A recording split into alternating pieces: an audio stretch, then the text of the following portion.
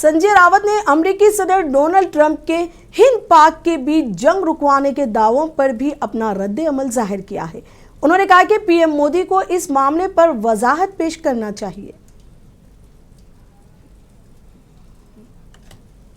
मुझे नहीं लगता है कि रसिया को किसी को फाइनेंस करने की जरूरत है, खास करके भारत जैसे देश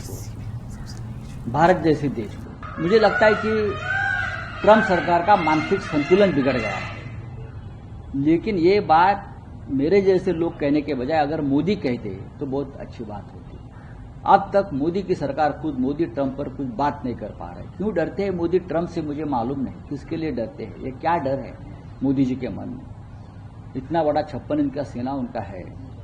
एक बार ठोक दो ना प्रेसिडेंट ट्रंप को।